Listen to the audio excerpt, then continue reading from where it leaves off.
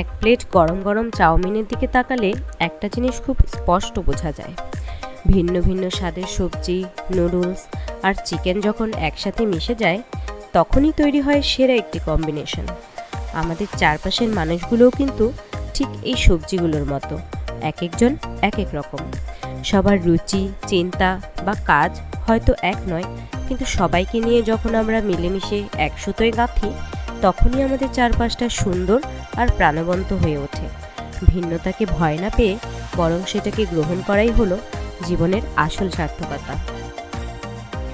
রেস্টুরেন্টের মতো perfect chowmein ঘরে তৈরি করার জন্য একটি বিশেষ টিপস দিচ্ছি। আমরা অনেকেই নুডলস সেদ্ধ করার পর সরাসরি রান্নায় চলে যাই, কিন্তু সেরা রেজাল্টের জন্য নুডলস সেদ্ধ করার পর সাথে সাথে ঠান্ডা পানি দিয়ে ধুয়ে 1 চা চামচ রান্নার তেল মাখিয়ে রাখুন। এতে নুডলসগুলো একটার সাথে একটা লেগে যাবে না এবং রান্নার সময় টেক্সচারটা একদম ঝরঝরে থাকবে। আর মনে রাখবেন, চাউমিন সবসময় হাই হিটে অল্প সময়ে রান্না করার চেষ্টা করবেন, এতে সবজির ক্রাঞ্চ ভাব বজায় থাকে।